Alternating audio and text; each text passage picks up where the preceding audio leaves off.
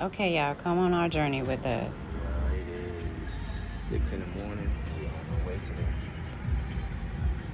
point of no return with Chicago, but it's too early. Cape Coast is what it's called. Okay, y'all, we was up at 4:45 in the morning to take this tour. We went to the Elmina Castle and the Cape Coast Slavery History Tour. The drive was about 4.5 hours. And yes, this is a must. You have to do this. No exceptions. Okay, here we go.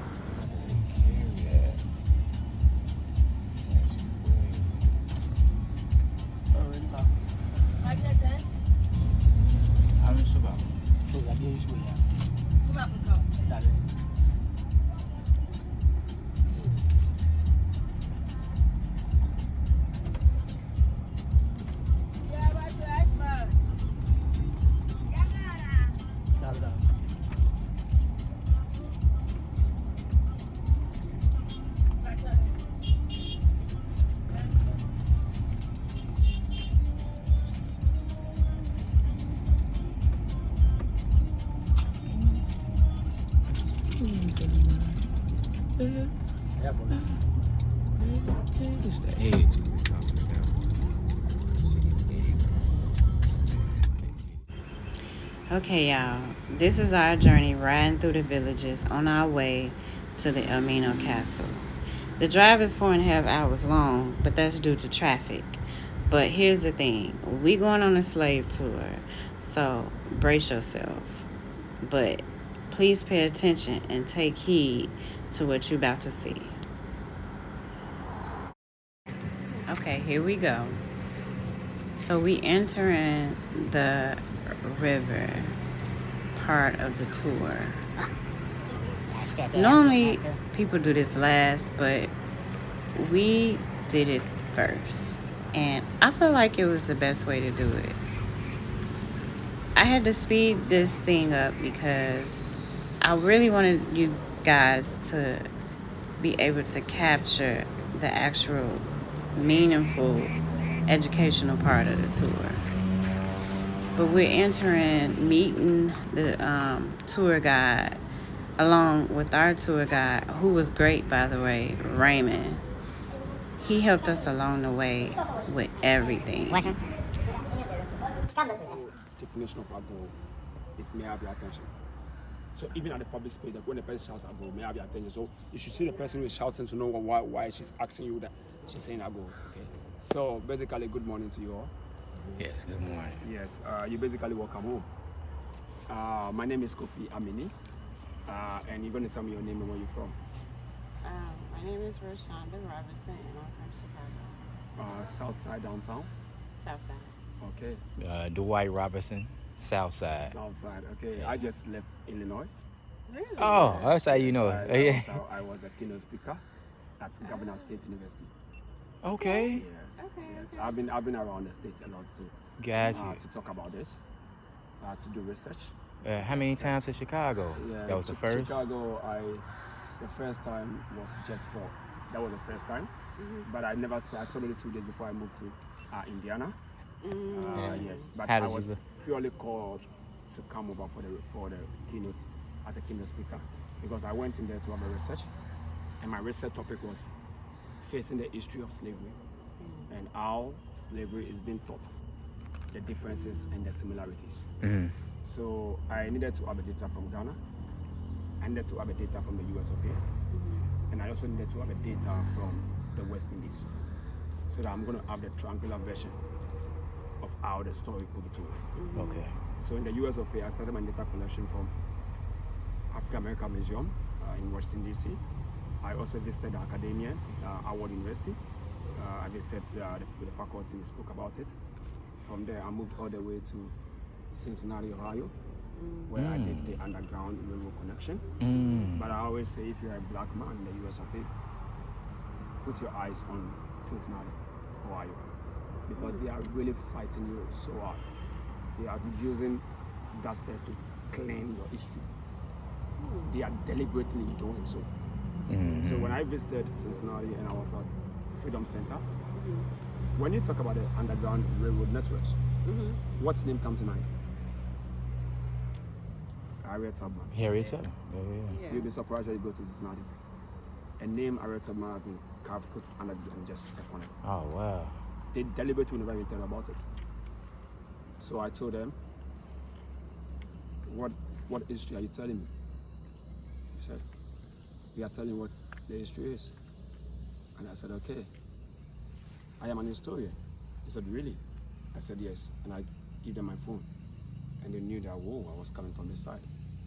That is when one lady started opening up to me and telling me, these tram vans people are so much so that they are trying so hard.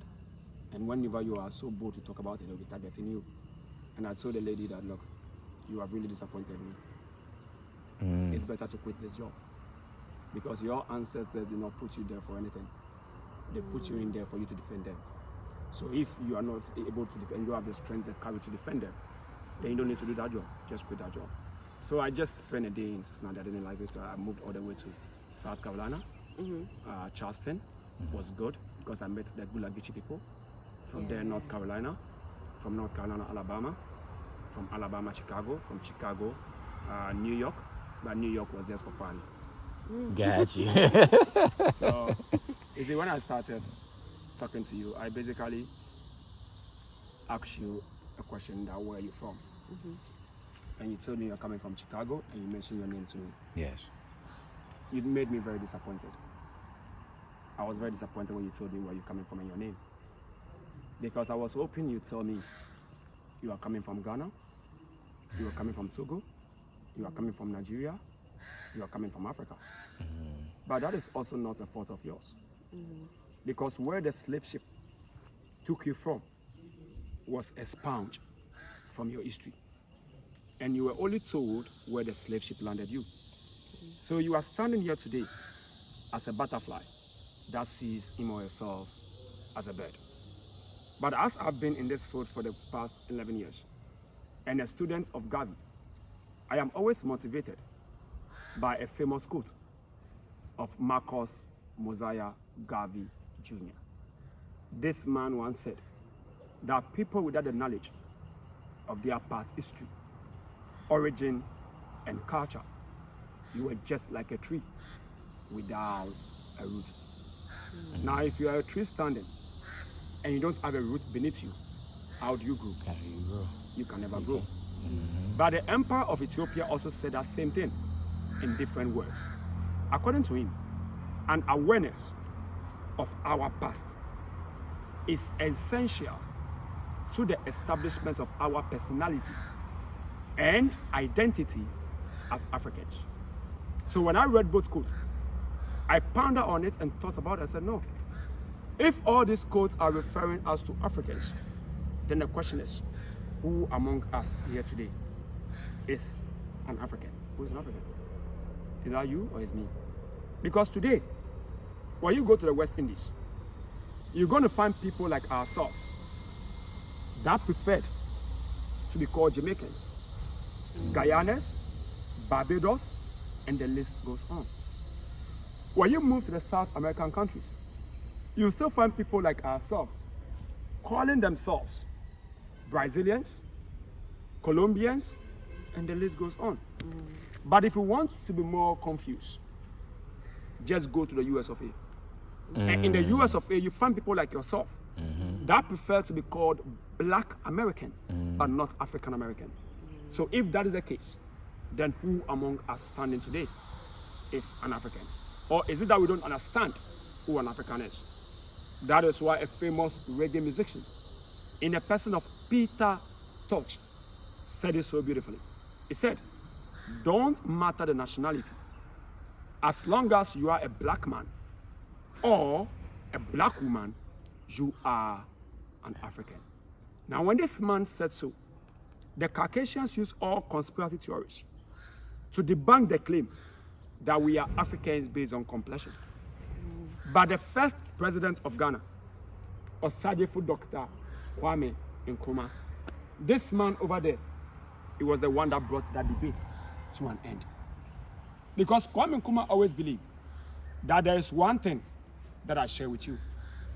I have it, you have it, he has it, my brother here have it. And you know what that is?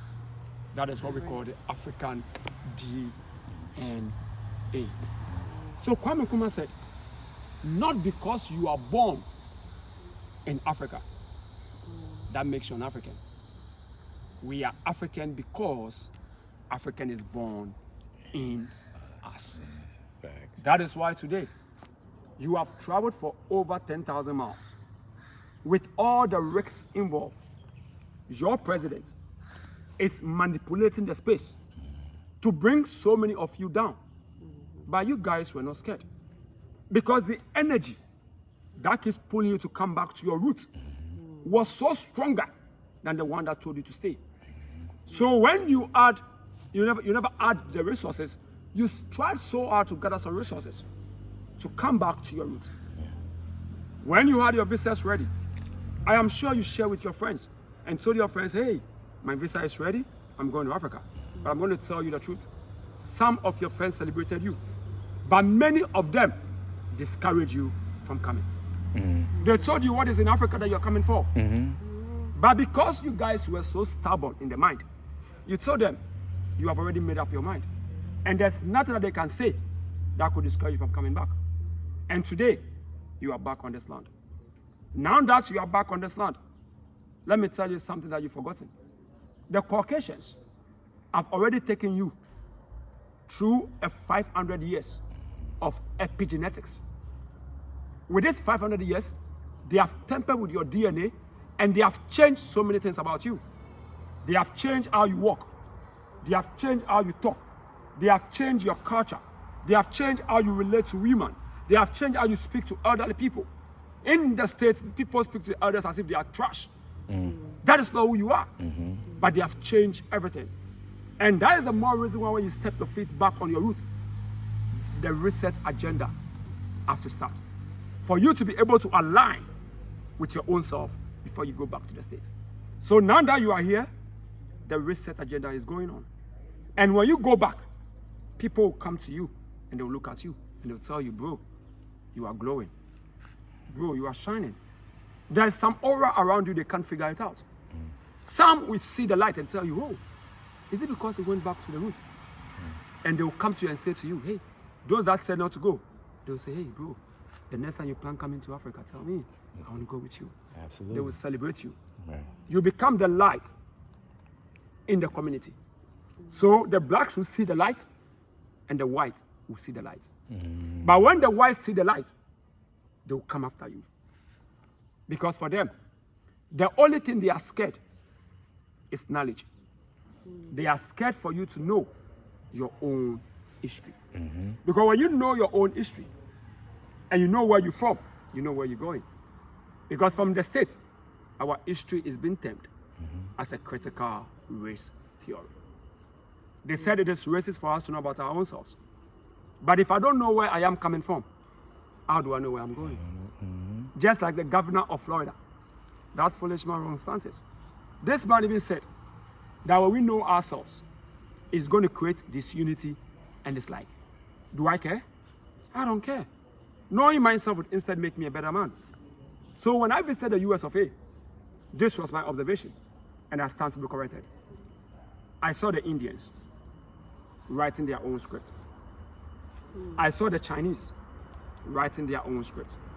But bro, I have a question for you. Why is it that when it's our time to write our own script, this Caucasian would always want to be part of what we write? Why? Have you ever thought about that? Is it because they are scared? I believe so. They are scared of everything. Yes. Look, they took your ancestors on this land with no tools, but they were able to build countries for 500 years now. When they gave us the chance for us to grow in the US of A, go study your history. We were the first race that was making billionaires, and they bombed us at Tulsa. When you talk about the world inventions, your ancestors gave 80% of world invention. Caucasians stole it and put their patent right on it. And today there's something you call the White House. That White House should be called the Black House, because your ancestors built it. So if all this that they have built and they are being told to speak freely it means we have ended the superiority and the inferiority debate. So they'll try everything to make sure that those information will never come out. Then you get to a point in human time that you realize that no, the Caucasians have lied to you because 1 + 1 should be 2. And they are saying to you 1 + 5 should be 5. And that comes the day you tell them that no, I wanted to go back to my roots to learn more about myself. And when they realize that they are losing you, then they have to have a propaganda that could let you not even think about coming. And that propaganda they have been using for the past 500 years now. So when you tell them you are coming, they only say one thing to you. Why are you going to Africa? Because Africans sold their own people. So if Africans sold their own people, and I'm an African American, what do I come here for? Because they already don't like me. Right. That is why today I always laugh at them.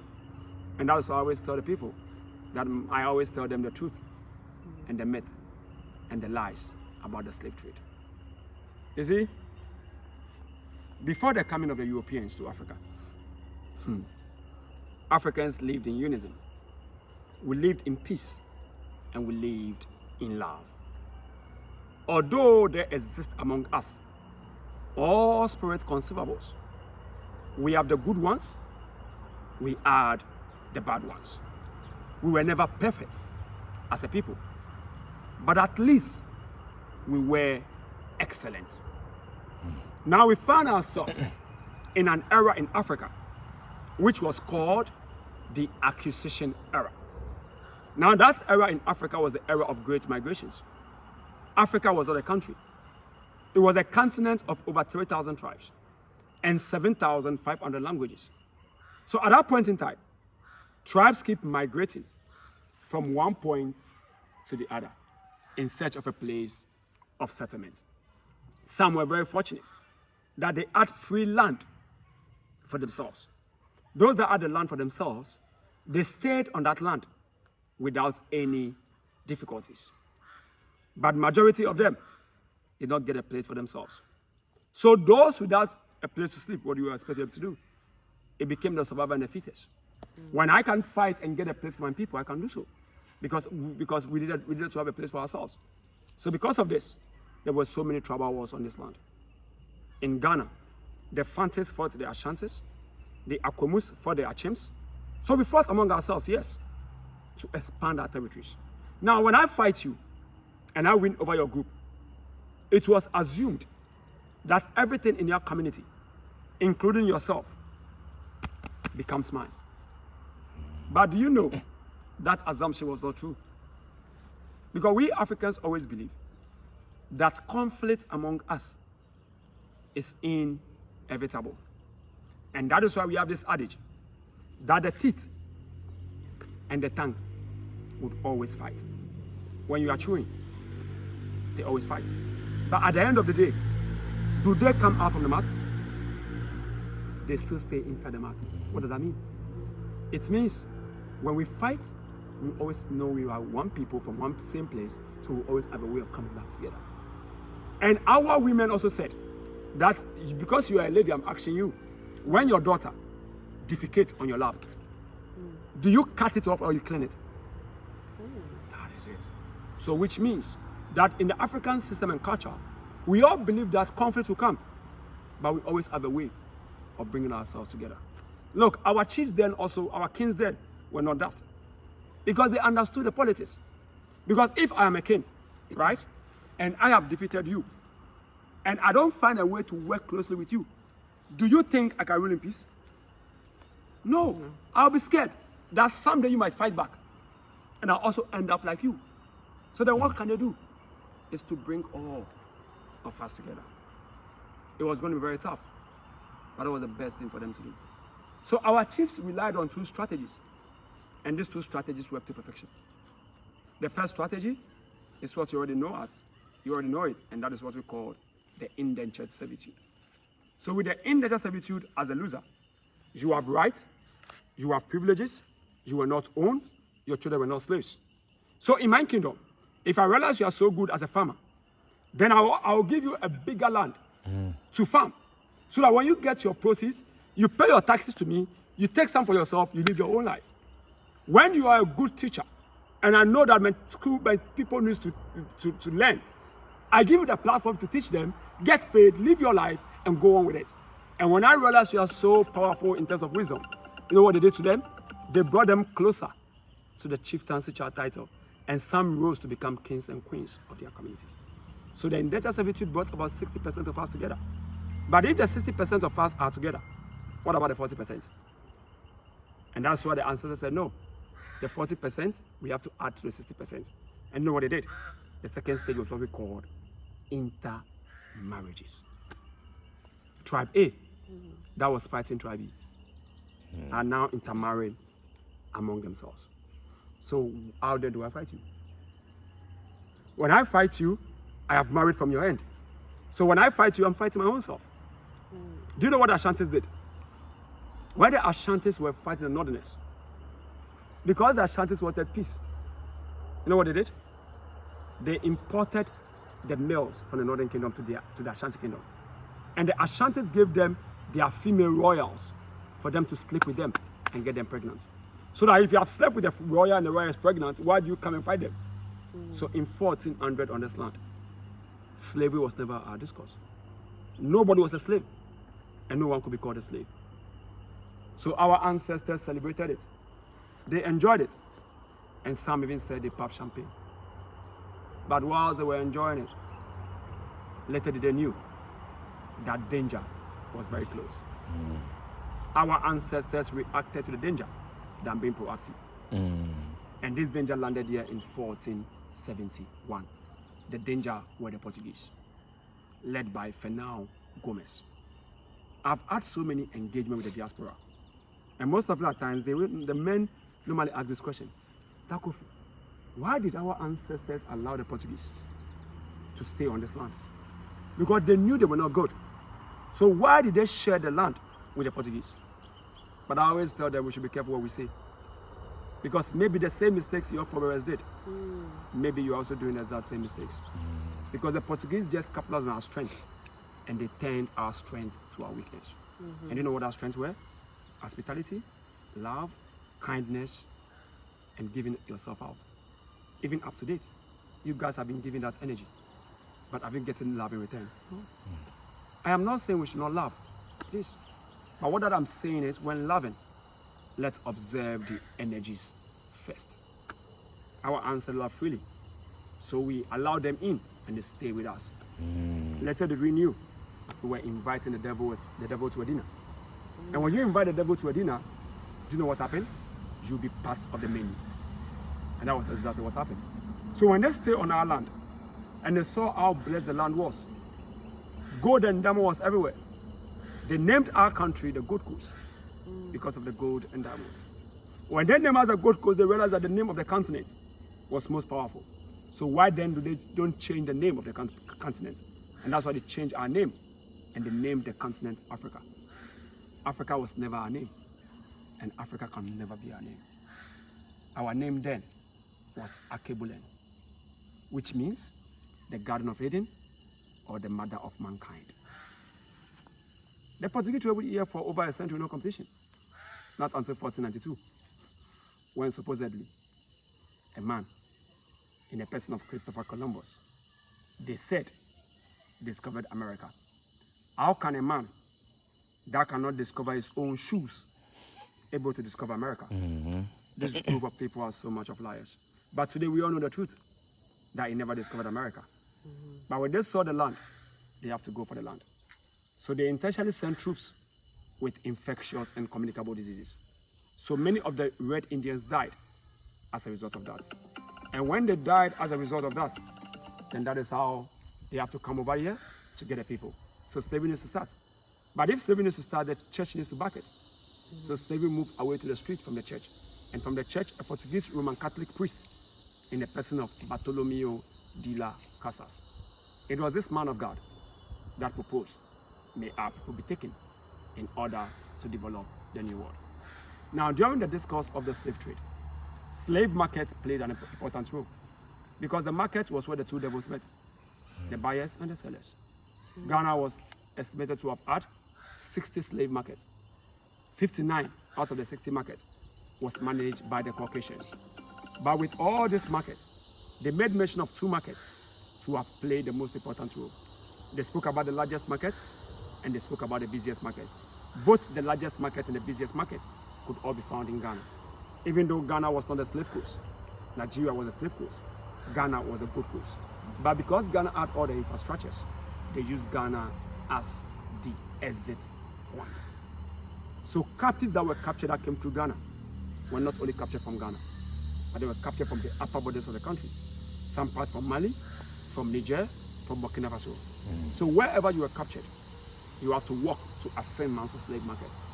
So let's do some mathematics in it. Imagine if you have been captured from Mali and you have to walk from Mali to Ghana. When you have a chance, let's check the African map. From Mali to Ghana, how many months do you think you walk? They walk for 7 months. 7 months in chains and shackles. 7 months with no food, with no water. 7 months barefooted and half naked. 7 months of pain. While they were walking, they were in pains that they couldn't explain. And those that were captured were prominent members of the society. People that the community look up for. People that were the talent of and the asset of the community. They were reduced to the bare minimum even an animal could never reduce to. They were in chains and shackles. 6 months of the journey, if you are a female and your wife is with you, do you know what will happen to your wife? Your wife will go through 7 menstrual cycles. The first month, the blood comes on her. It dries on her. The flies are all over her. And when the blood are all over her, it's a risk. Because in the forest, the animals will smell that scent and come after them. Many of them died. For me, I've gone beyond telling people how they died. Because what can I say that could describe the pains they endured? But all that I can say is may their souls rest in peace. They landed here at this market.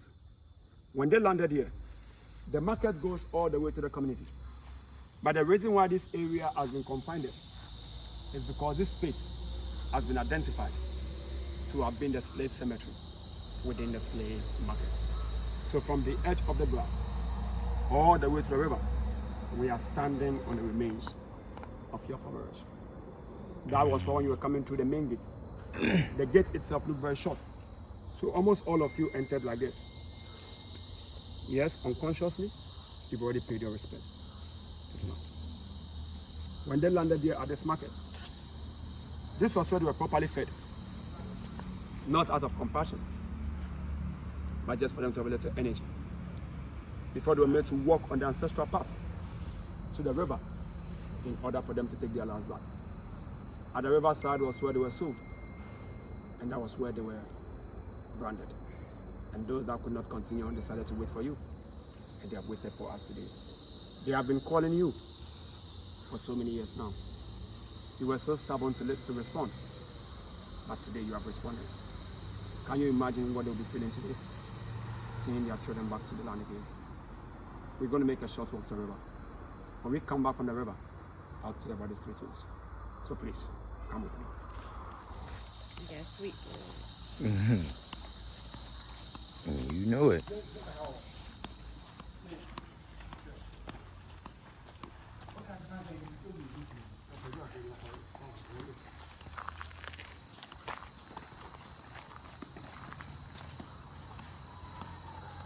So, I have met two groups of people here. I have met those of you that come to me as tourists, and I've met those that come to me as a pilgrimage. I don't know why you are here, but you see the path you're about to walk out the river was developed by the faith of your ancestors. Thousands of them walked through this path. Many of us don't understand the pains of our ancestors because those have been written in books. And that book that has been written in were not written by us, but it has been written by the Caucasians. So how do you read to understand the pains of your ancestors? So we have neglected them, and they always feel so much pain. Today, because they love you, they have invited you to this morning to walk with them on the same path that they took. If they have invited us to walk with them on the same path, how would you treat a path like this? With respect and reverence. That is why I always say to you, I find it difficult that you come back all the state to your root and you don't even touch your feet on the land of your root.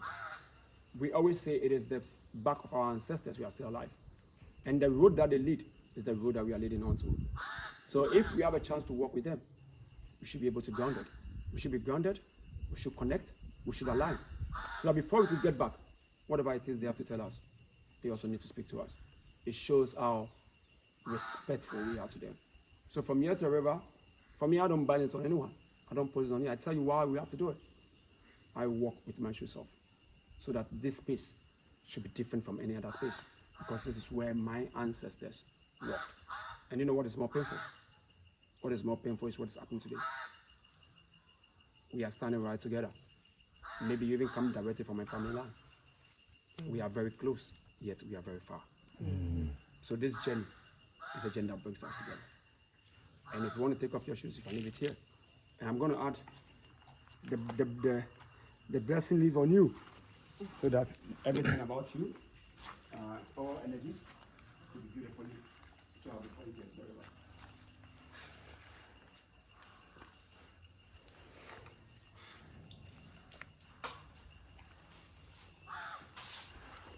Yes, sir.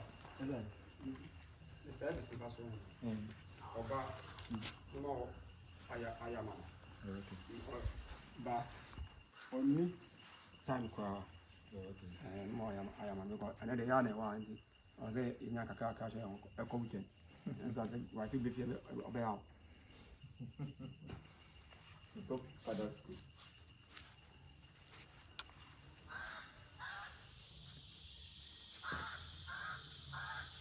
Now you have the mark of victory for making the journey back home. So I pray that may your dreams and aspirations come to pass.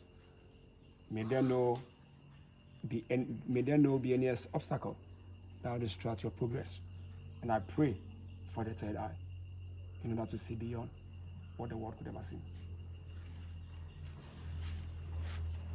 The same energy I pull in you.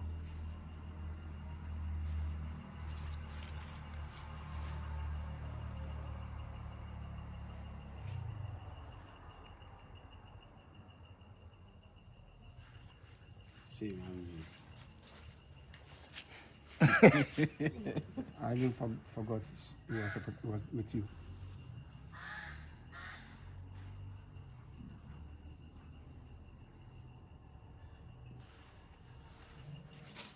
So now it's a journey of the two, because you came together. So you can hold your hands. Absolutely. And let's make that walk to the river. Because your ancestors are already waiting for you there. And that is why they intentionally put them in their Negro spirituals. They always sang about rivers and waters. And that's why we are going there.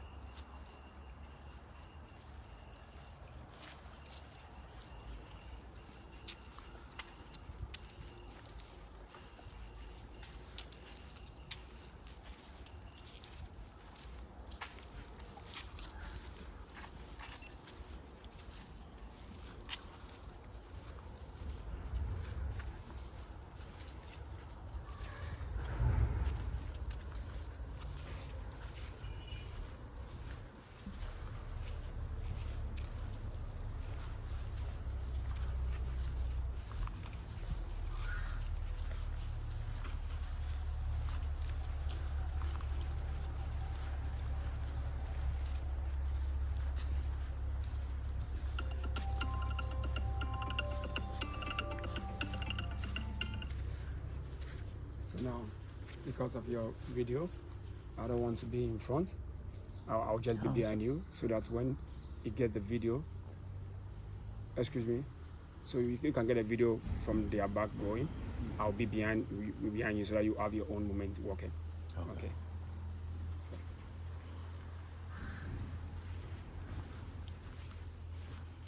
Just knock on the door first. Okay, please, let's go.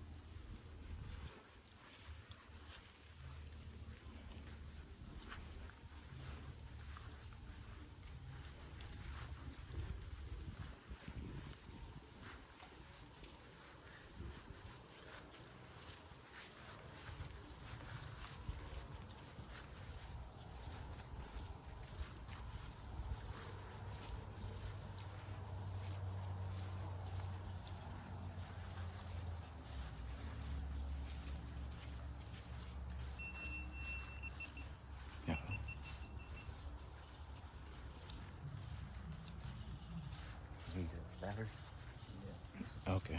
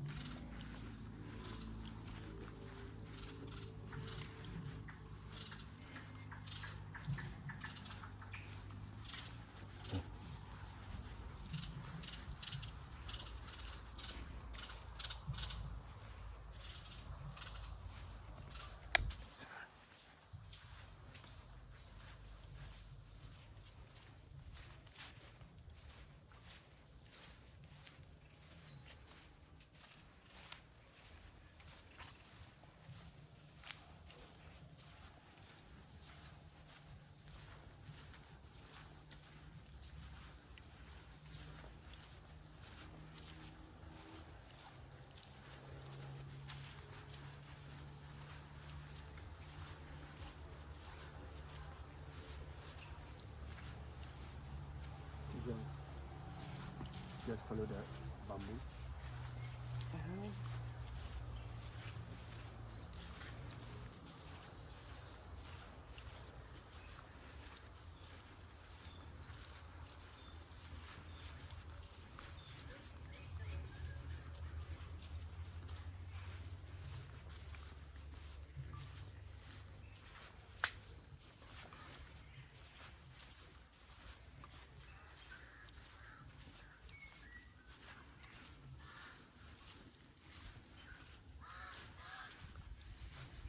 Keep going straight, don't curve.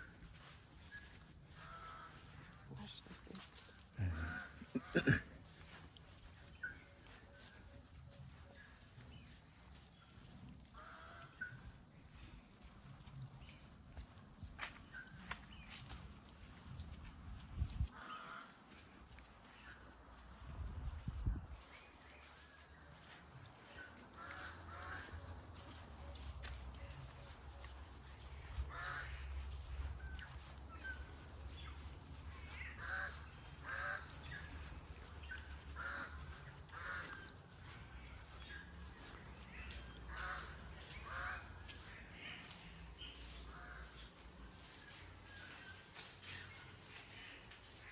Let's keep going. We'll talk about this when we come back.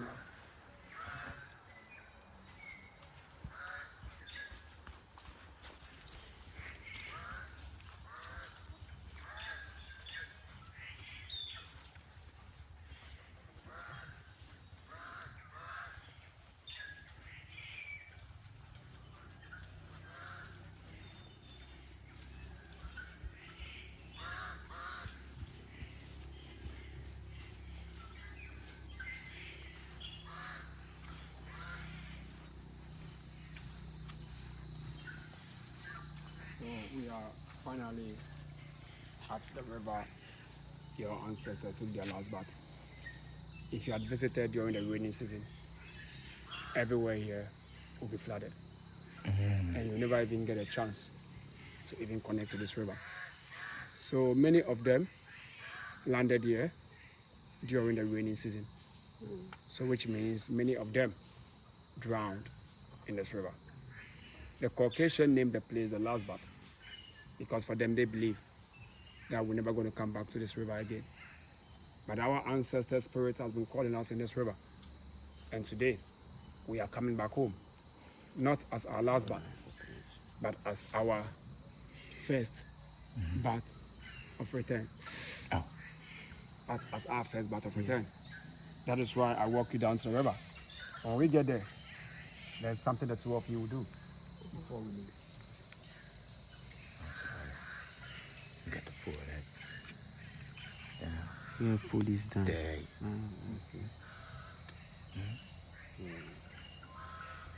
Pull it out. That's it. Yep.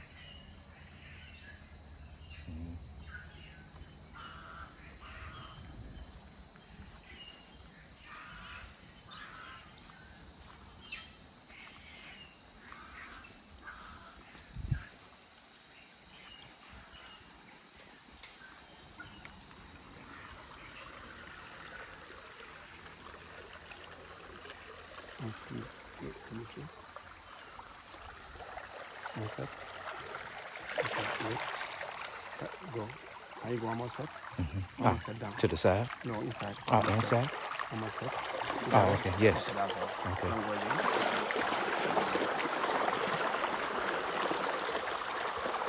Slowly. One step. You good. One more step. So we're going to similar way. Okay. So this is where when the Caucasians lose their energy, they go back to their root. When Africans lose their energy, they go back to their root. So we are coming to the rivers that they sang of in order for us to refill our energy. You're going to have a minute for yourself to have that silence of reflection. Then when you're done, you're going to face each other and you're going to hold your own hands. And you're going to bless her with whatever you want to bless her with. Because everything you say on her life here shall come to pass. And when you're done blessing her, she would also bless you in return. And this is where, if you don't mind, I know that I'm going to tell you.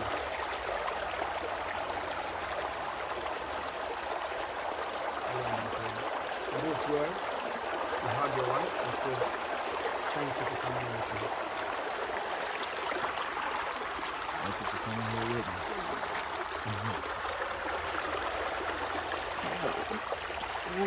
Okay.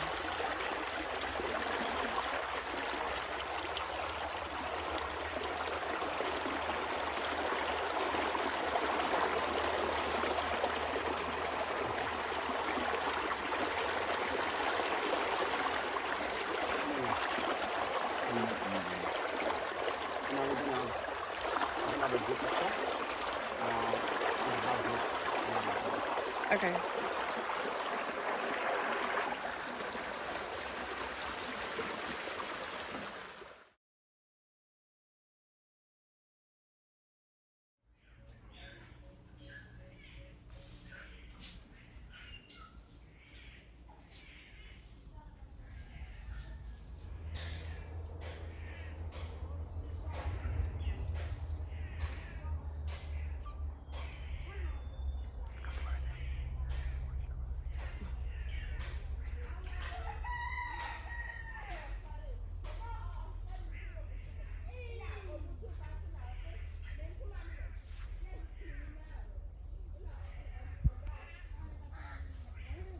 So that door was simply telling you when you cross it, you're never going to come back again.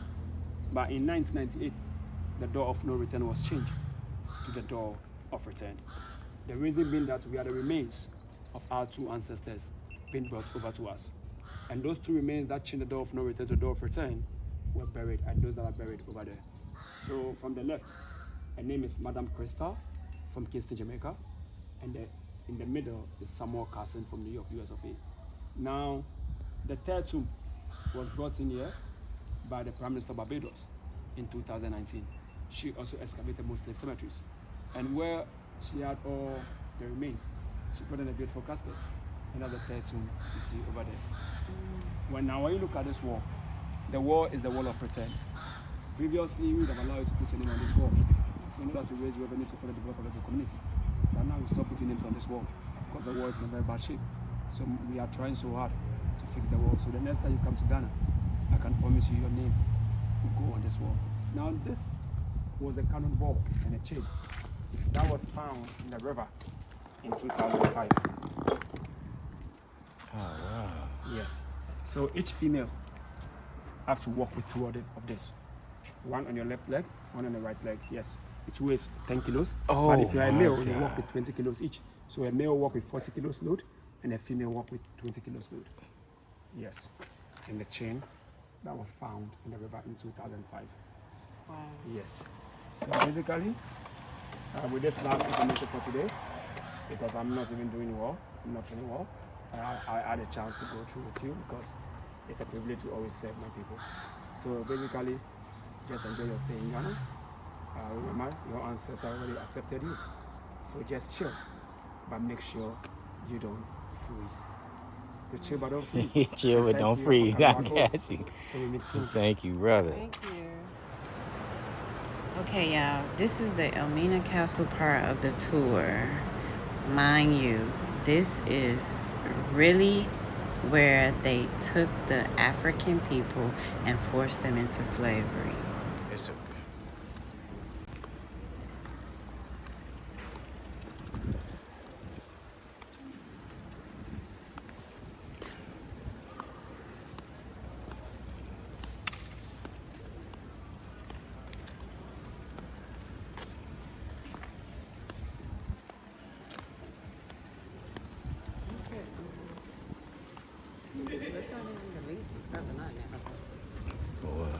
I'll get one. I was thinking to leave it.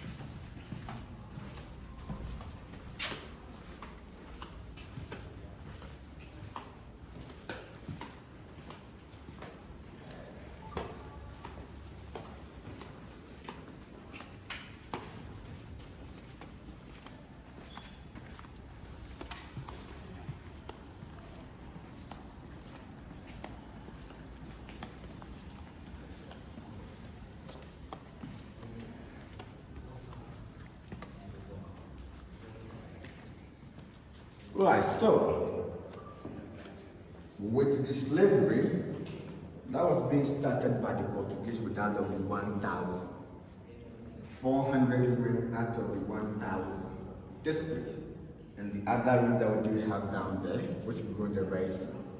That is where they did divide them to be. The men were also held at the other side, we go there. But when it comes to the division of the 400 women to be held here, this place we do spend happens to be the largest intake. 150 women out of the 400 were here. But don't forget, it excludes the children. So if we do include them, we're going to deal with more than 150 people here at the time. All the doors you see right there were all gated with a metal bar.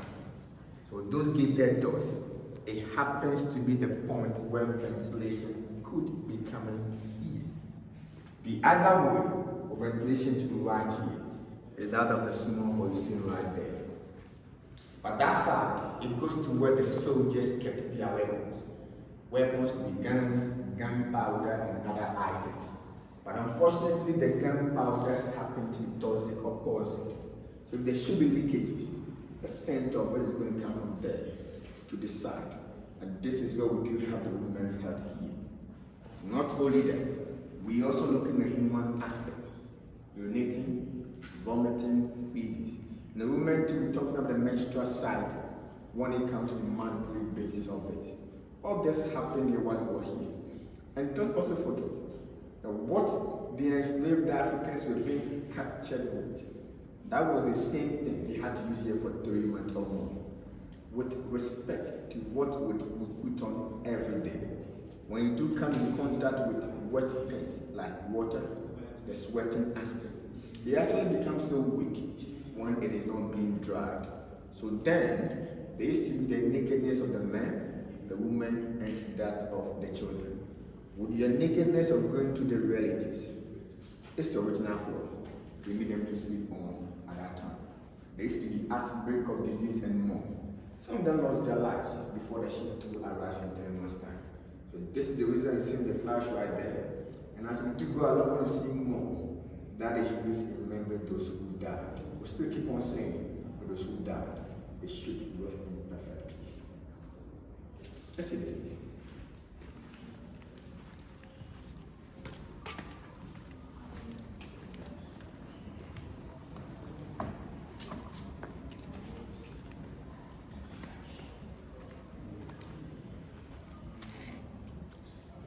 So what you're seeing right there happens to be the source of water for cooking, washing, and drinking. It used to be a clean water at that time. But because what you're seeing right there has not been used for a long time, we have it that way. The same water seen there was also used to be washing the women they did rape them at that time. As a result of it, up there was where the governor would stand when it comes to the pointing or the selecting of those women. When that is done, the soldiers do fetch this water to wash them before they do walk them to the governor's bedroom. Let's see from that side.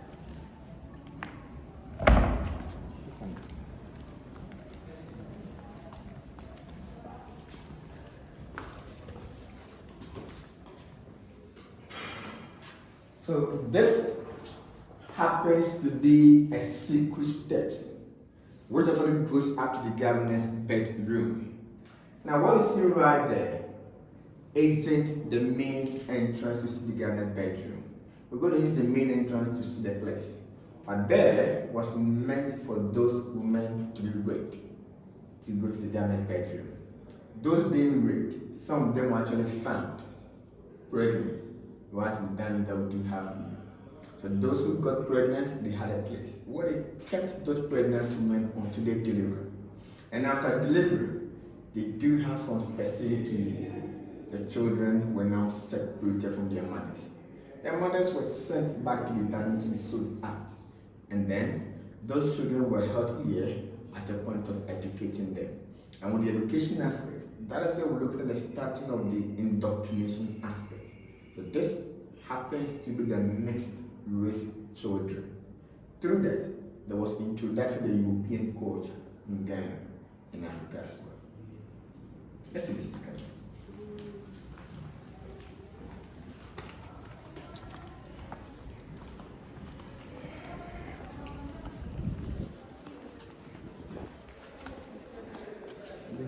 Now what you see there, this is the metal ball or the cannon ball. That is what they used to punish the women that they claimed those men refused to go to the governor's bedroom. So with the point of punishing them at that time, they actually had a chain on top of it, and the chain on top of it is what they used to shackle them. What you're seeing there is very heavy. Its heaviness is going to compel them not to go anywhere until the punishment is going to be over. Not going anywhere to the punishment to be over, do not forget about the condition aspect of nature. It could be raining, it could be shining. We're also looking at day and night. They have to be here until the punishment to be over. Language barrier was also punished right here. You know, with the capture of the enslaved Africans, they actually went beyond the borders of this country. It could be anywhere. All held in the Danish here at the same time. So this is the reason why if you do look at the African Americans, the Caribbeans, and more, anytime they do the DNA test, the result always shows up. They could be half Ghanaian, half Nigerian, and more of it. That's it.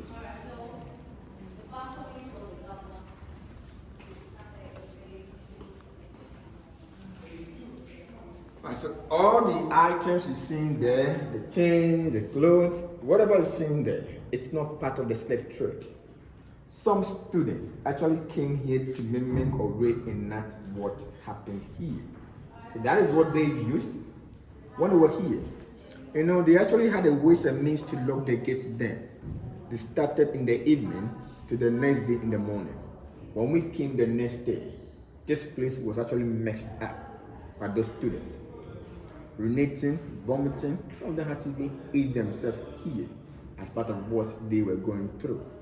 What we do every day, we also need to make sure this place is cleaned. The cleaners came here to wash everything away.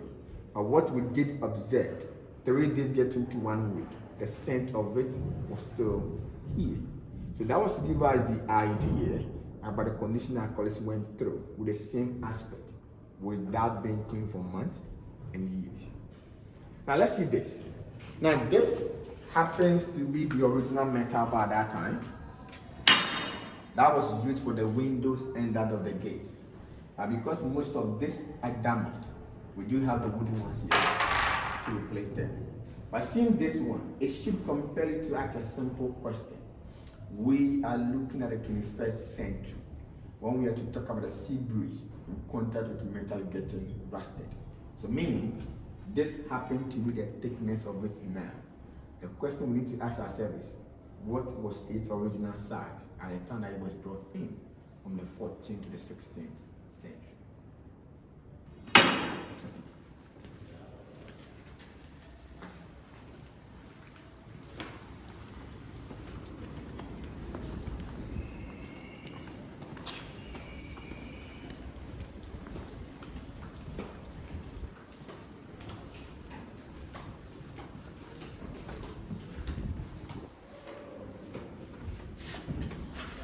Now, this side, it happens to be the entrance which goes down to a place we call the door of no return. Now, this section here, it was purposely meant for the enslaved women who did survive right the dungeons at the time that the ship had arrived.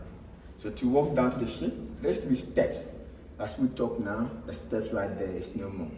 So we are going to use where they kept the men. We see the door of no return. Let's go.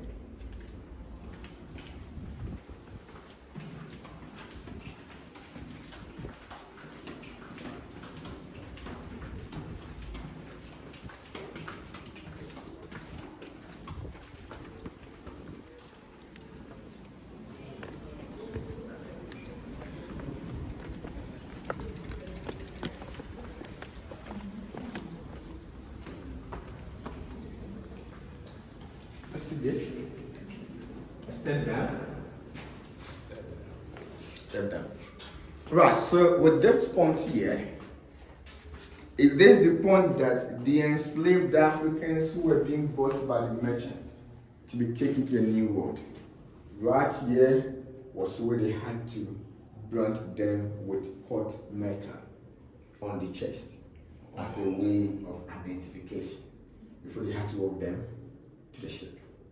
And now, with the sharp pains of the metal being heated, some of them do go unconscious and lost their lives.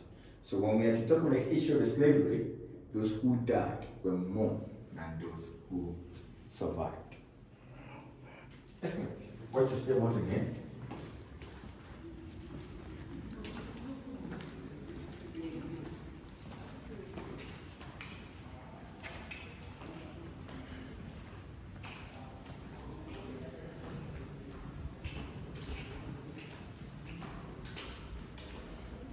So going to see the door of no return, there is one step down.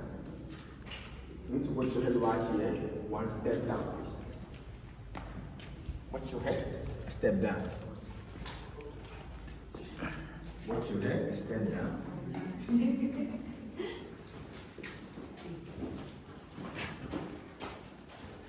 Right, so as I said earlier, up there was where the women were coming down. There used to be steps for them to descend. As we talk now, the steps right there is no more. So that's a drainage right there to place it for water to move out anytime it rains. So women from this side, the men from the other side, they were all chained, irrespective of the age. And that is why they had to walk them to the ship. But you see the door of no return. This place we do stand. It used to be the emotional aspect of it at that time. The reason is that this place was the only opportunity if there should be families within or friends.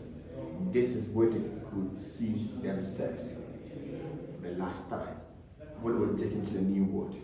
And with the point of seeing your friend, your family person right here, we're looking at the psychological aspect. When we're talking about the basis of what is going to happen to them, and the other way around. So through that, at the point of it, there used to be committing of suicide. Nobody could withstand the pains their families and friends will be going through whilst they do look on. So when you see the door of no return, you need to stay let it low before you do raise up your head. Let's go.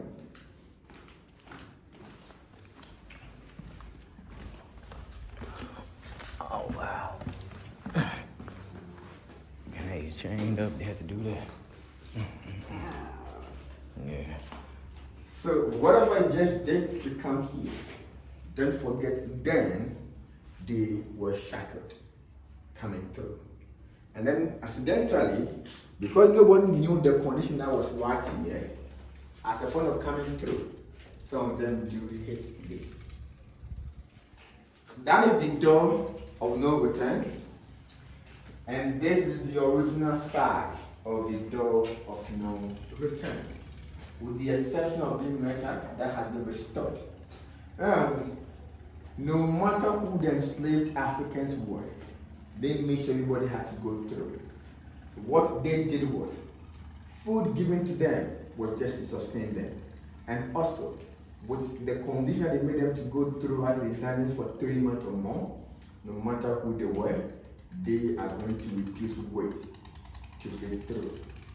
The enslaved Africans, as I said, being branded with the hot metal, don't forget they were chained whilst taking them to a new world. On their way going, the more they are storm, the ship will always capsize. The more the ship capsizes, there's going to be a twist of this metal chain on the hand, neck, or the leg. And do not forget, this is a skin. It is so soft. Anything twisted in metaphor is going to be issue. We also don't forget now the sea breeze when it comes in contact with the metal getting busted. So this rusted metal on the hand, whilst at the same time get twisted. And more or less, it's infection aspect of it. You know, more people died than those who survived. That's why we're still seeing these things right there as a way of remembering those who died. We still keep on saying those who died, they still rest in perfect peace.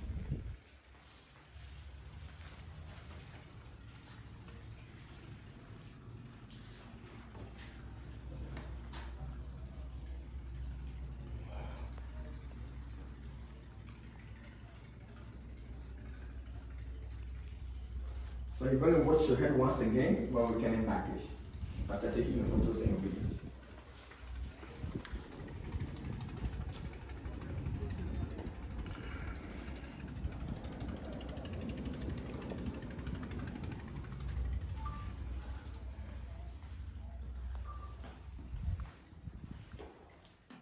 This door represents the last door that the slaves would see before they were put on ships, which is now the door of return. Over there.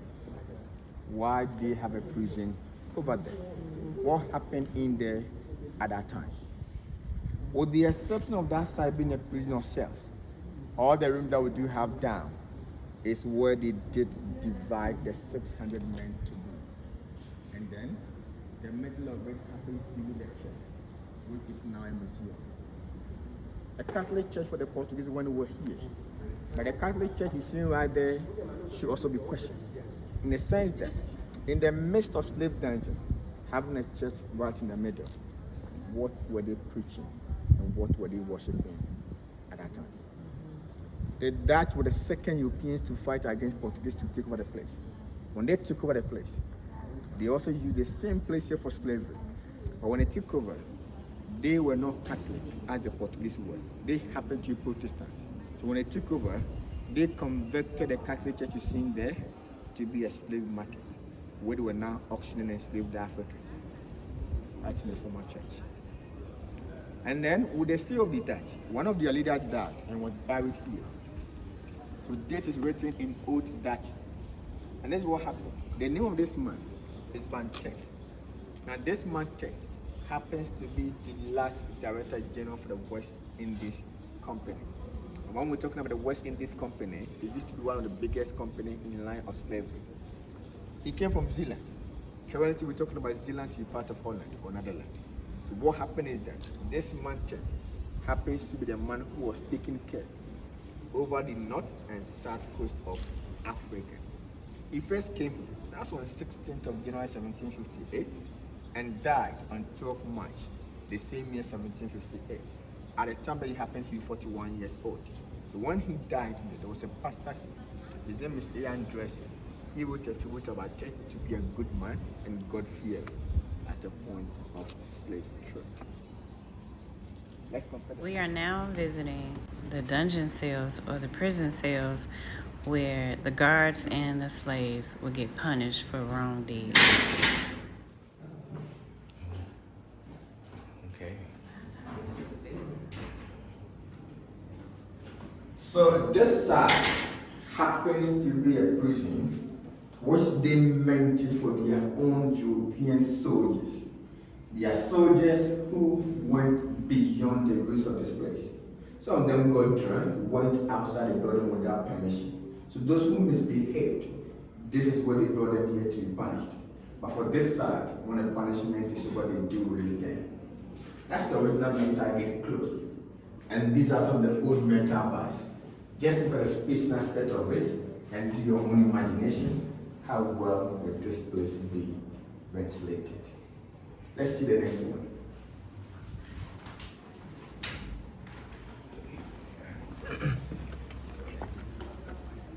Let's go inside.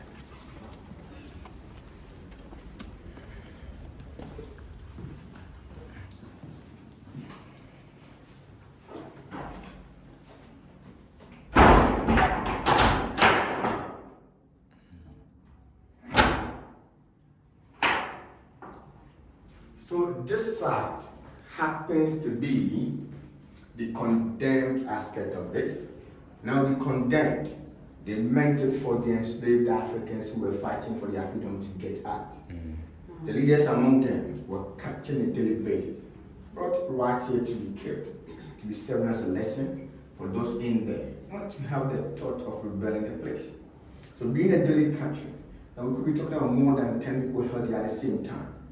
No food, no water, nobody came out from this place alive. And the point is that by nature, we all cannot die at the same time. So if one person is dead, meaning those who are not dead, they need to be looking on death colleague to wait for their time to die. These are some of the scratchy hands we've seen them on the walls, but those who were all struggling to survive.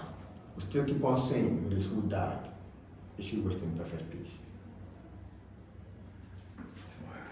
So just there, one coming like this.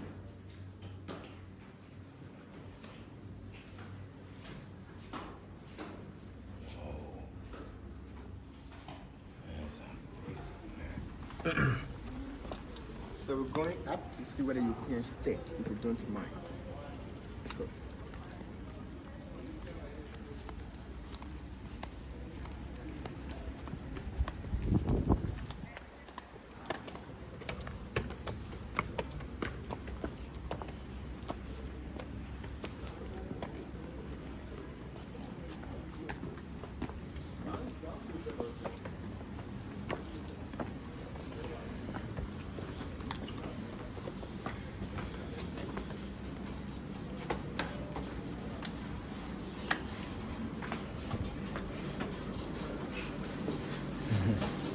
So we're going to see the shop later, right? Yeah.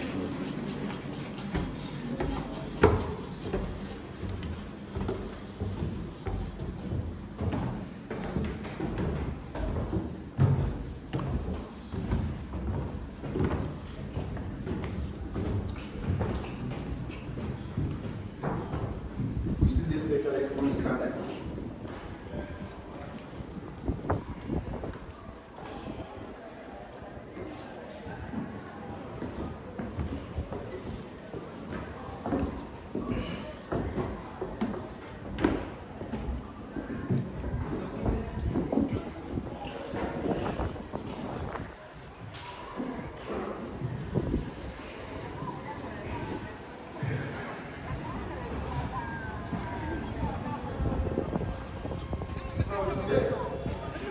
Is the sleeping place or the bedroom for the girl.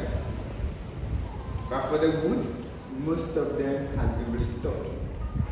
The sleeping place or the bedroom, let's see this.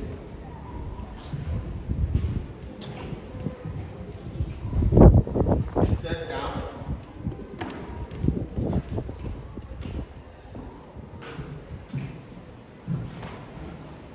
So this happens to be the living room or the sitting room. And beyond is the dining room.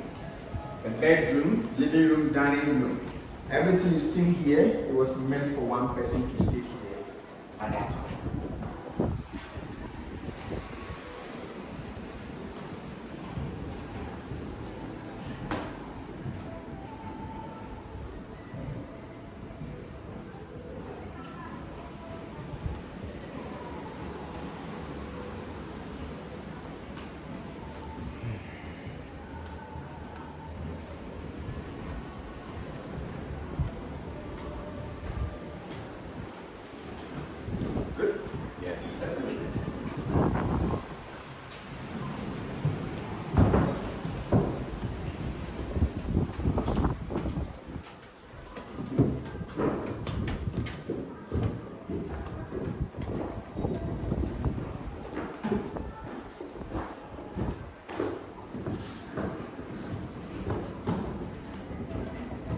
Right, so this side happens to be the officers' mess.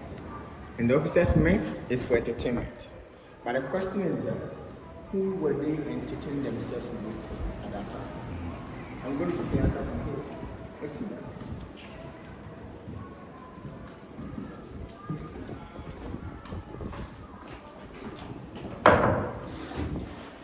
This is the trap door or the secret steps where those who meant to be raped have to walk up to the bedroom.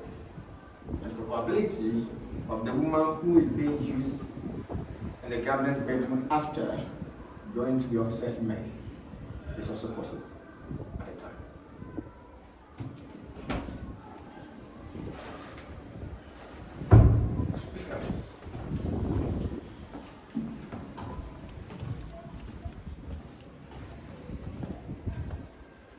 So this is where the governor will stand when it comes to the appointing or the selecting of the woman to be raped.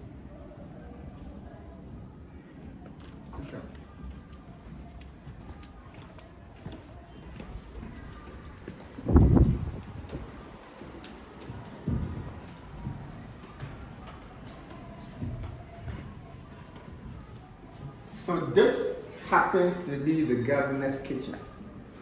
That's the fireplace or the chimney. And that's the original floor for the kitchen. You can do your own comparison where they kept the enslaved Africans, the floor, and the floor for kitchen. This kind of, the same thing right here.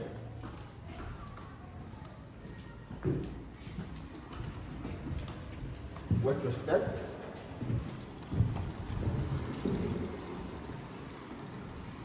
Right, so we saw the church of the Portuguese down there. This is the Dutch Reformed Church. But with the Dutch Reformed Church, beneath the church is where they kept the enslaved women.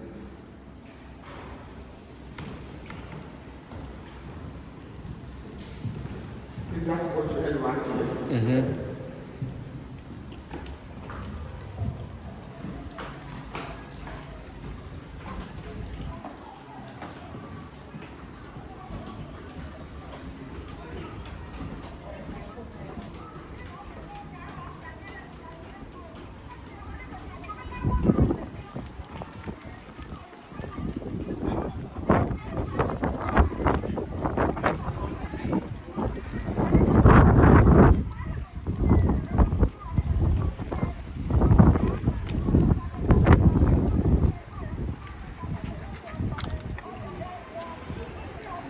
Right, so the white building up there, that is the fort, Saint Jago Fort.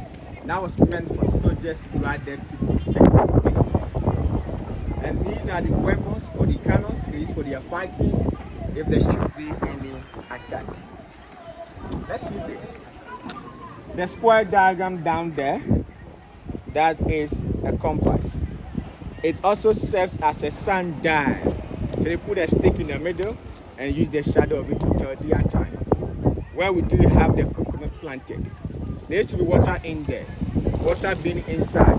The drawbridge right there was raised up as a way of protecting the place in the evening. That is a moat. Take a photo, then we'll see last place.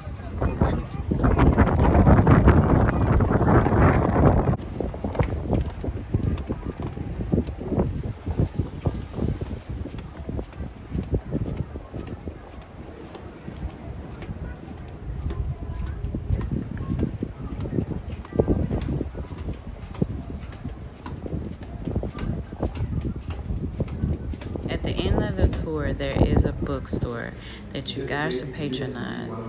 This helps keeps this going, and we need this to keep going. But I'm going to advise you this book. Talk detail about the issue of slavery indigenously from the 15th century, 19th century, in the African perspective.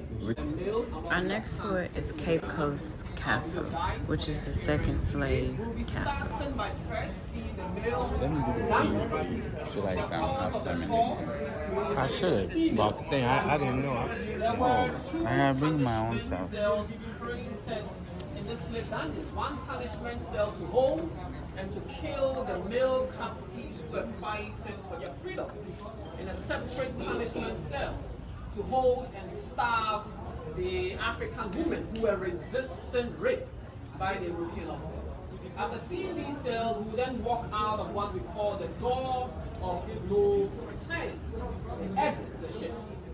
And then we'll return before we wrap up. Now before we take a step down, let me give a brief history about this very slave dungeon. Now the Cape Coast slave dungeons is just one of over 50 slave dungeons and forts built just on the shores of Ghana and used as transit point to traffic enslaved Africans to the New World. This is a British-built slave dungeon. The British started building this around 1665, and it took them more than 100 years to build this structure up. Mind you, the British used enslaved Africans to build this up. For about 150 years, many Africans were trafficked from here to the Americas, the Caribbean, and enslaved on the plantation farms over there. And the Africans taken through the slave dungeons, there were many, captured within present-day Ghana. But in those days, there were Africans captured in other regions in West Africa, present-day Burkina, Togo, Cote d'Ivoire, and then brought down here. Many were captives of wars that happened between the different kingdoms. Now, what the Europeans were doing was that they were supplying some African kingdoms with guns and gunpowder. And in those days, with the guns, your army or your kingdom becomes more powerful. But the Europeans wanted something in exchange, and that was the captives from the wars that happened. So there were many times the Europeans themselves instigated these wars because they were benefiting from it by getting the captives from these wars. There were also a lot of Africans kidnapped randomly from their towns and homes by slave raiders, and wherever the Africans were captured, they were marched on foot. They walked. You can imagine walking from even Accra, this place. Not to talk about walking from Burkina Faso. So there were many Africans who died being marched on foot to the slave dungeon. Now, there were very specific slave routes through which the captives were marched to the slave dungeons. One popular slave route in Ghana is the Asan-Manso slave route. Now, Asan-Manso is a town just about an hour, 30-minute drive from here. And in that town, there's a river. So the middlemen and slave raiders who took captives through Asan-Manso, when they got to the river, what they did was they washed the African captives in that river. And that ritual of washing them in the river was known as the last bath. Because in the dungeons here, the Africans were never allowed to take a shower until the ships came. So from Asan-Manso, these middlemen then walked the captives to the slave dungeons to auction them to the British. And the British here were using the guns, textiles, and other European goods to exchange or to barter for the African captives. After getting the African captives, the British branded them. The British had a branding irons, their company's names or emblems carved out at the top to fire the branding on the arms or the backs of the Africans for easy identification. And from there, they will separate them. This is where they were holding the male captives. And this dungeon was designed to hold as many as 1,000 men. The female dungeons was holding 400 women and children. We'll be going there as well. In the dungeons, the Africans were held for between 2 weeks to 3 months, whilst the British here were waiting for the slave ships to come. In the Americas, the British trafficked the Africans to their colonies in the United States, the Caribbean, to Jamaica, Barbados, Bahamas, and over there they were enslaving the Africans, using them as forced labor on the plantation farms. In the early 1800s, the British stopped trafficking Africans from our shores, but they did not leave, they stayed. The reason the British stayed was the gold and the natural resources they had. They wanted direct control. So gradually, the British created what became known as the Gold Coast Colony as part of the British Empire. In 1957, we declared our independence from colonial rule, and that is when we changed the name from Gold Coast to Gambia. So until 1957, which is 68 years ago, the British were the ones in control of this slave dungeons and all our gold and natural resources. I will pause for a second. Any question before we see the dungeon? Any questions? Just before we walk into the dungeon, let me just add this. There were Christian missionaries who lived here, missionaries belonging to the Anglican Church. They came from England to preach Christianity to the Africans who lived in the neighboring communities. And when these missionaries came, they built an Anglican church. The church was right on top of the mill dungeon. The room with the window open. That was a church. That was the first Anglican church established on our land. So whilst holding the Africans in the dungeons, the British worshipped or practiced Christianity right on top of that. The dungeons, 4 steps down, the floor slopes gently. So please take your time. Try and stay on the left. There's a much gentler. Please walk with me. Let's see. Last step.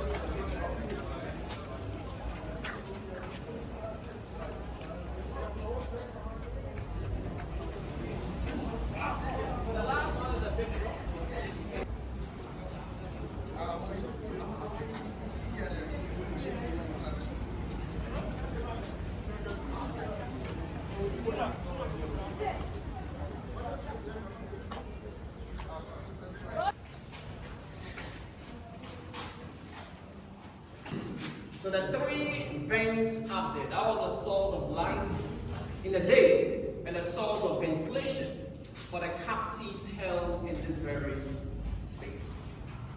And the dungeon divided into 5 chambers. This is the first chamber. Out of the 1,000 male captives, as many as 200 captives could be held in the 200 men just in this space. And they were chained or shackled together. There were these small wooden buckets placed at the corners of the chamber for the men here to defecate in them. The buckets were not enough, so many times the waste, the toilet, urine down on the floor. And they were held in the waste. It stayed in it. We see a small drain created for the urine to run through, all through the other chambers in the sea. The Africans in the dungeon, they were given food twice a day, morning and evening. The food was put in the palms. And the British held the Africans in the dungeon for between 2 weeks to 3 months while waiting for the ship to come. So many died in here. When one dies, the body is taken out and thrown into the sea. The floor clearly built with bent bricks.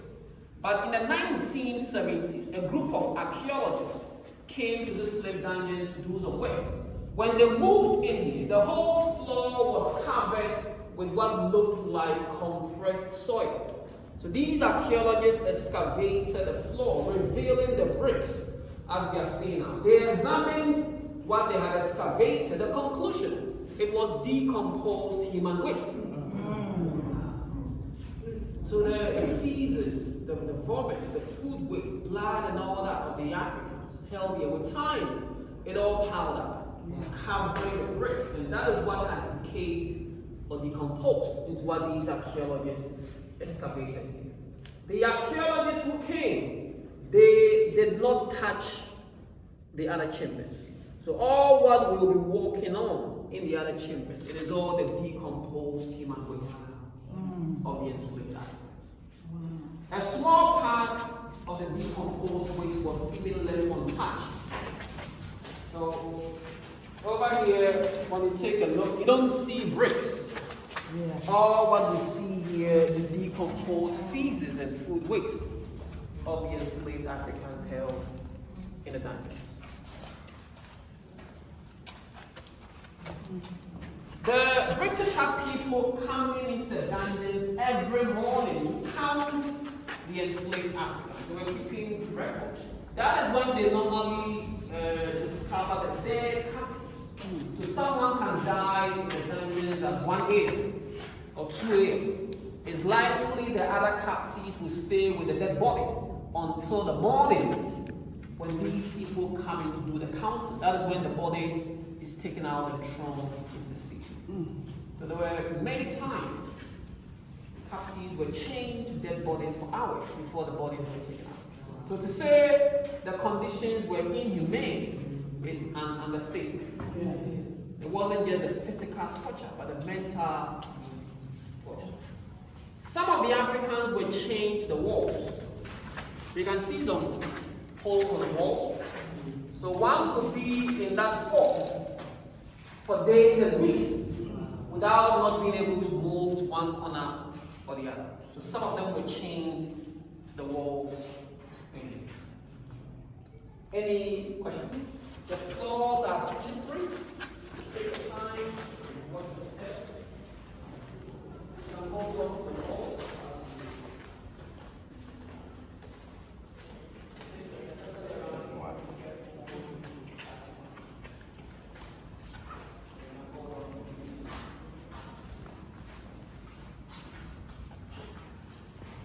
See the thickness.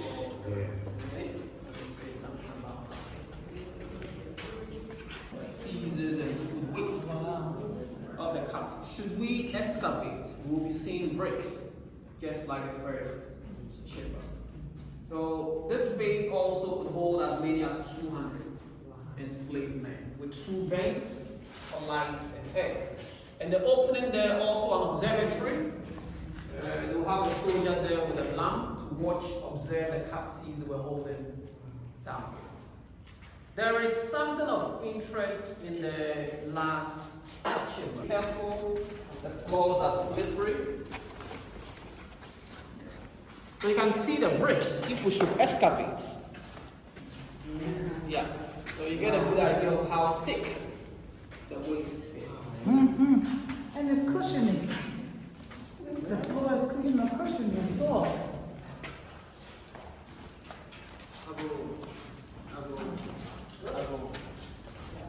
Okay, let's come.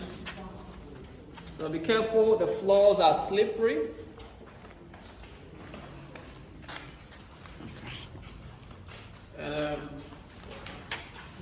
Even the chamber, and also 200 enslaved men were kept shackled in 200 men. The British, when they were building the slave dungeon, they also built an underground tunnel, a tunnel to connect this chamber to the sea, about 80 meters long. And the entrance to the tunnel was right behind this wall. The tunnel started behind the wall. Now, what the British were doing was that whenever the slave ships come to the beach, the Africans held in the dungeons, they were not moved or taken out through the main entrance to the beach. The soldiers rather moved or walked the captives through the underground tunnel, still in the shackles, all the way to the beach, where they are forced into the slave ship before they are trafficked to the Americas, the Caribbean, never to return home to their motherland. In 1833, the British closed the entrance to the tunnel. They closed it supposedly to symbolize the end of the transatlantic slave trade on our shores. So we cannot see how deep and big the tunnel is from here, but when we continue out of dungeon, I'll show you part of the underground tunnel. Now, one will ask, what is this? This here is a traditional shrine, a shrine that belongs to the people who live in the town. So the local people who practice the indigenous African religion, they come here to practice their religion. So it's a very active shrine for the local people. But the shrine, it was built long after the British had left. So during the slave trade, this was not here. There's a reason it is here. The reason is its historical connection to the land on which the slave dungeons is built.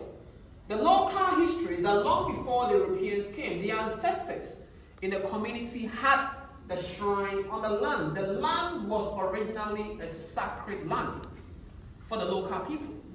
But when the Europeans came and occupied the land, they prevented the Africans in the community from having access to the land. After our independence in 1957, the elders in the community sent a request to the government that they would like to have the land back. But for the government to give the land, the government would have had to demolish the slave dungeons. But that was not going to happen. So there was a compromise. This space was given out to the local people so that they could bring or build the shrine over here. So it is here because of its historical and spiritual connection to the land on which the slave dungeons is built. Any question? Have they considered DNA in order to find out, who the people were and if they have descendants? That has been considered. It hasn't been done yet. But that has been considered. Because when they did the test, there were traces of blood on the floor. So the decomposed weight, there was blood, traces of blood that was found as well. So if they should do that, definitely. It will help. Yeah, but for now, that hasn't been done. Yeah. The wreath are all here in remembrance to pay homage to the ancestors, the enslaved Africans who died, and those who survived the forced journey across the Atlantic Ocean. So all here to pay homage to the ancestors. Any question before we continue? We've been in the dungeon for barely 10 minutes, and we're not up to even 30 people. You can feel the place is humid. You can imagine 1,000. And normally when you come into the dungeon at night, you find roaches all here. We never see them in the day. In the night, they come out. So you can imagine in those days, in the waste. All right. So please let us continue, and then we'll see. In Ghana, almost 70% of the population practices Christianity. And Christianity was introduced by European missionaries to our land. But these missionaries who came during the slave trade to preach in the towns around, they faced one major problem. That problem was a language barrier. They came speaking English, Spanish, French. We had our own languages. So what they did was they took African boys to Europe to train them as missionaries, bring them back and use them to preach. The British took a boy from this town. The name Kweku. Kweku is a name for a Wednesday-born male among their country. Kweku was born in this town around 1741. His father was directly involved in the slave trade. The father was an African merchant who was bringing gold and captives to auction here for profit. When Kweku was just about 11 years old, the British conveyed the father. They took Kweku to England. In England, he became an Anglican priest.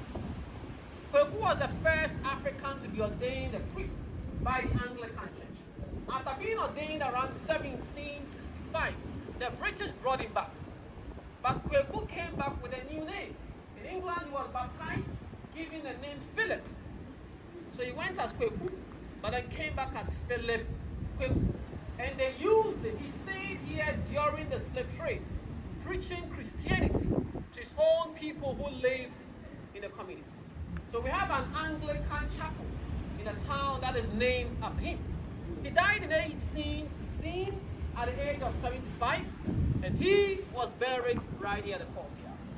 So the grave with a wreath on, that's the grave of Reverend Philip Kweku, an African from the town who was used by the British to promote Christianity to his own people.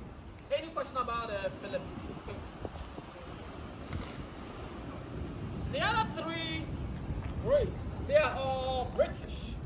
The middle, a woman, her name Letitia Elizabeth London. Letitia came from England to visit the British husband here in 1838. When she came, in less than 2 months, she was found dead in one of the rooms on the upper floors. No one knew what happened, but there were stories that when she came, she caught the husband with an African woman. about a black woman here. So many assume Letitia committed suicide out of the pain of seeing her husband with a black woman. But after she died and was buried, the husband continued his relationship with a black woman. They even had a daughter together. So there were speculations that there was a husband who killed or poisoned Letitia so that he would be with a black woman. Letitia was 36 years old when she died here, less than 2 months after coming. Now the husband is buried right beside her. Yeah, to the right, the last grave on the right.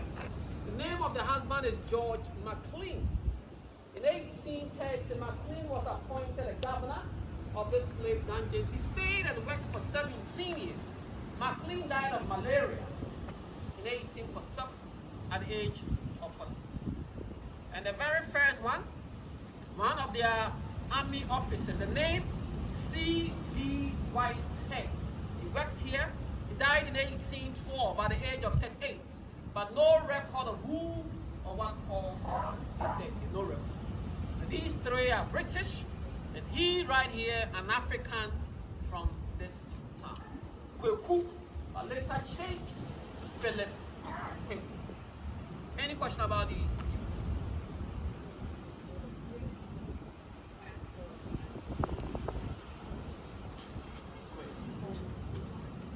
Oh, these were quite British. Yeah. Oh. So they were buried by the British themselves, and we keep their graves not to honor them in no way, but they're part of the history. So that's why we preserve the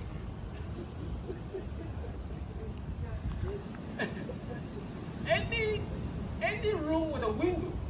All the rooms on the upper floors were offices and apartments for the British. The British, they stayed comfortably on the upper floors, while the enslaved Africans were the down. Yeah. Oh no! Yeah. No. Yeah. So there was one time. The McLean family, they are from Scotland. One time some McLeans came to prison.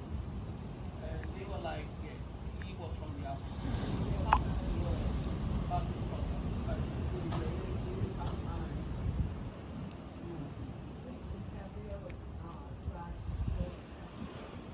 destroyed. Oh no. The British, you know, after the slave trade, like I said, they stayed because the boats were still around. And then they created the colony. When they created the colony, this town was made the capital. So the British were still here. They were using this same slave dungeons as the seats for the colonial government. The capital was moved to Accra in the year 1877. And Accra still remained the capital of modern Ghana. Even after the slave trade, we're still using the place. Yeah. The focus switched from trafficking the human resource to the natural resources. So they were still taking the gold and all that, everything. What happened to the black daughter? Oh, the daughter of okay, so when the lady had the child, they named the child after the mother. The mother's name was Bannerman, Miss Bannerman. So the girl was named Ellen Bannerman. She did not take the father's McLean's name. But after giving birth to her, the lady moved to Accra. That's where she raised the daughter. So not much is known about them when they moved to Accra. Yeah, after she gave birth. When you go to Accra, there's a suburb known as Jamestown. Jamestown in Accra. There is the Bannerman family. Yeah, they know about the other lady of McLean. They know about her. Yeah, because she was from that family in Accra, Jamestown. All right. Any other questions? Present day, present day New York. It used to be New Amsterdam, and then the British change in New York. When that change happened in the States, the Dutch retaliated on our shores. The British had a slave fort on our shores, which was known as Fort York. So the Dutch fought the British there, took control and renamed it Fort Amsterdam. So New Amsterdam became New York in the States, and Fort York became Fort Amsterdam on our shore. So the Anglo-Dutch wars over colonies, the States, they brought it to our shore. That is why the British had all these cannons lined up. So let us walk close to these cannons. Let me say something about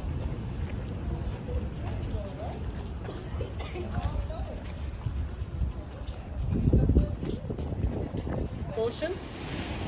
And you can see a wall by the way. The sea defense wall. It was built just about 5 years ago. So this is new.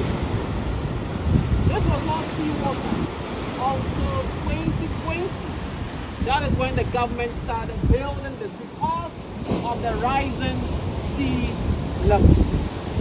So this is new. Now the British, there were times they would capture pirates on sea. So sometimes when the ship is headed here and they capture pirates, the pirates are brought to the slave dungeon. The British established a British law court here. So they'll put these pirates on trial, and when they are found guilty, they are hanged in between these two pillars. So they were killing or hanging pirates.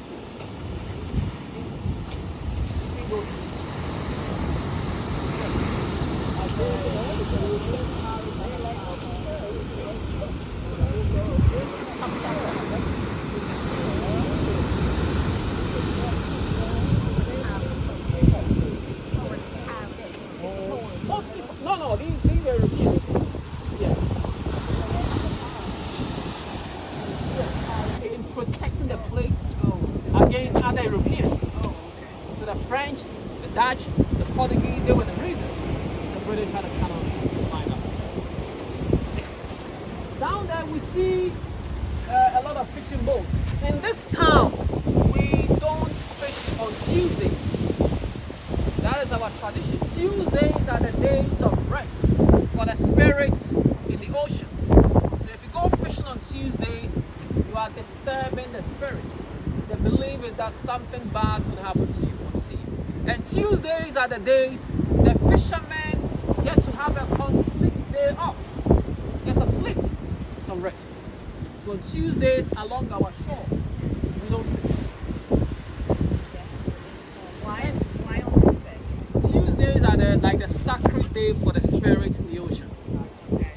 So if you go fishing, you are disturbing the spirits. You get them angry, pissed off, and they might do something to you.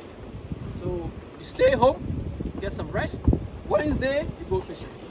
And Sunday? Sundays we fish. Every day with the exception of Tuesday. In the dungeon, I did talk about an underground tunnel built to connect that large chamber to the sea. We are currently standing on top of the tunnel. The tunnel runs this way. So from behind the shrine, they walk the captive through all the way to the sea. We will be seeing part of the tunnel, but before we do that, let's walk and see the male punishment cell. So the men in the dungeons who were fighting for their freedom, they were beaten at the courtyard and then put in the male punishment cell. So the cell is over there. Come with me this way. Let's see the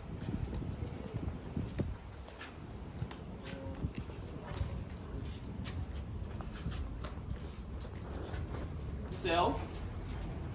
This door dates back to the slave trade times, over 200 years old. That's very old. So you could say it was a witness. It did see what happened. If only it could speak, it would have told us a lot.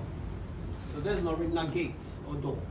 For the male cell, I will want us to move in first, and then I will explain to you what happened. Please keep your heads low as you come. Come with me.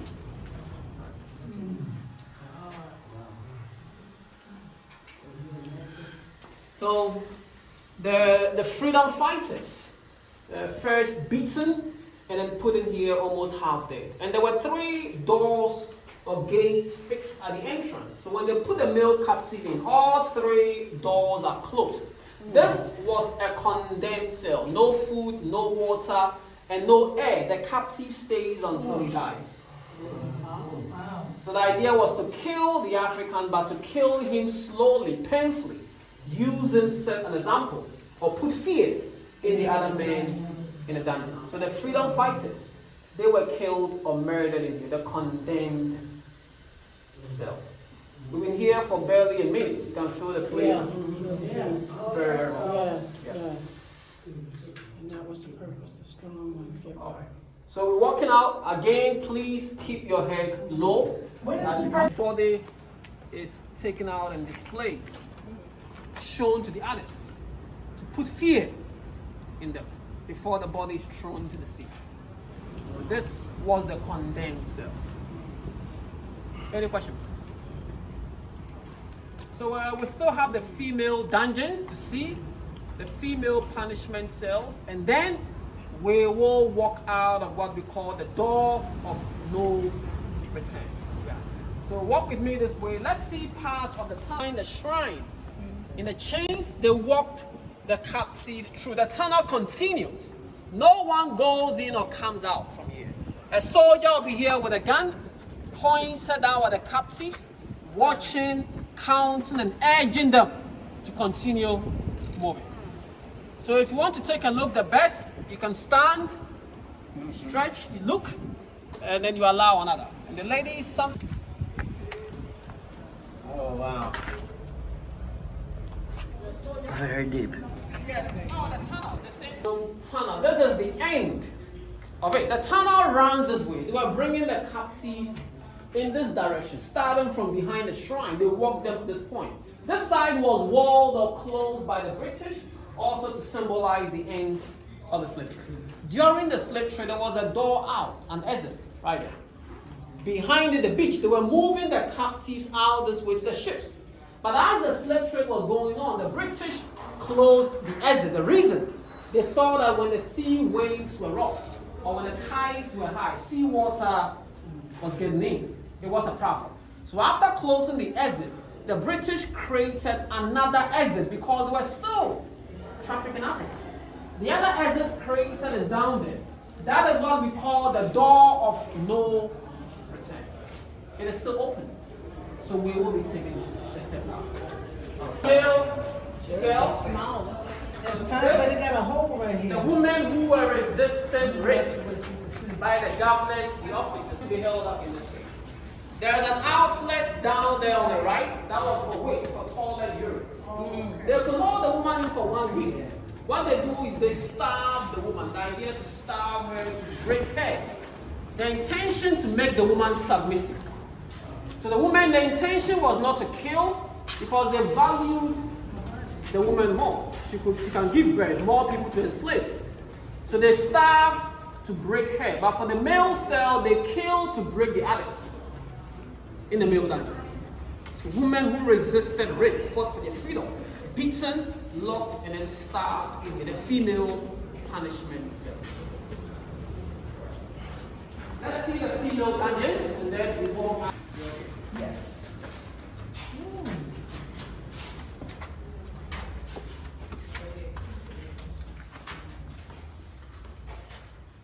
So one step down, and then you're okay. One step down, and it's a flat floor.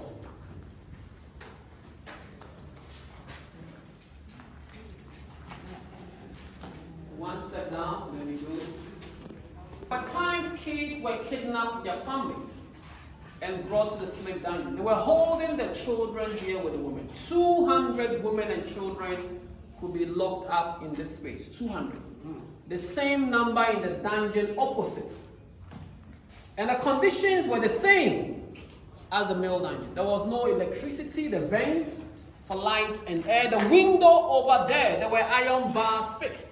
No one could escape through it. The story is that the British officers, that is where they stood outside. They stand from there, pointing to women they wanted to rape.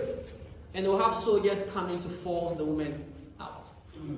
Toilet, urine, menstruation, everything done in here. And they were held in the waist. 2 weeks to 3 months they were in these conditions. They were given food twice a day, water twice a day, all in the palms.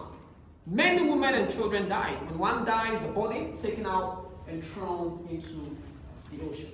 So they were treating the women the same as the men, or even worse, during the slave trade, the female slave diners. Any question about the female diners?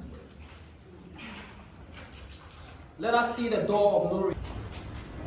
The door of no return. Originally, it was a small and narrow door. The Africans had to go down one at a time to be able to move out. Changed by the British into this big one after the slave trade. The name, it is very symbolic. No one, not a single African came here willingly. These were all Africans kidnapped, captured, taken from their families, their homes, and forced here. They were forced out in chains, the ships, and they lost contact with their families.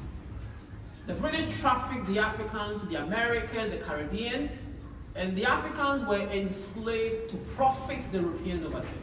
And all the Africans who were forced out of their motherland during the slave trade, they never returned home to their motherland, Africa.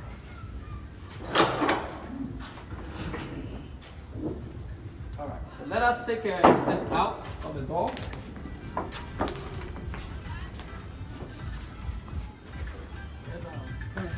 Yeah.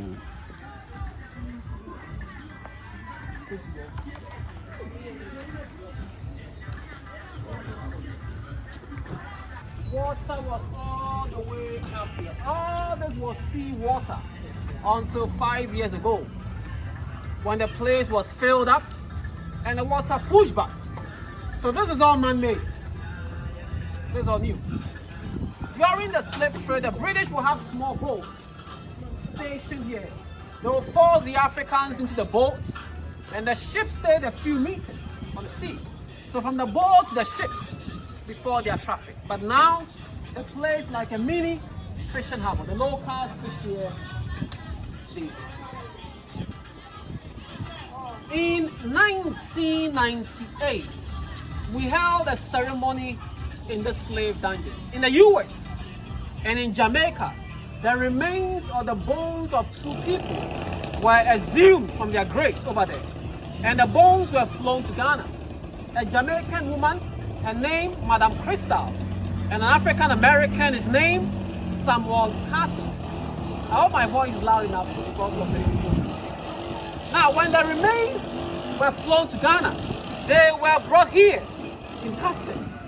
But they were not brought in a car or by road. They were brought by sea on a boat this way. So it was symbolic, the same way the Africans were trafficked, the same way the bones of the 2 were retained here. The bones were taken in through the same door. And at the courtyard, we held a complete traditional funeral for the 2. We then had the remains buried in Asin Manso, the town where we have the river, where they wash the captives. So after the remains were buried there, this was then put in. Let's take a quick turn. The door of return. So it's very symbolic. Millions of Africans were forced out of their motherland, not only through this door, not only through Ghana, all over West Africa, and they never returned home. But the remains of the 2 that were flown, that were retained, symbolically broke that barrier, paved the way. So this same door, through which many were trafficked, it is now a symbolic gateway back to Africa. So to all our brothers and sisters in the diaspora, all we are saying is Akwaba, welcome home to the motherland, Africa. The door of return right. Thank you, thank you, thank you, thank you. Okay, y'all, this is the end of the tour for today. We visited 2 slave castles in one day. And yes, it was thick, but it was real needed. This is something that everyone should visit for themselves in person. You must return to your homeland. Don't let our history be erased.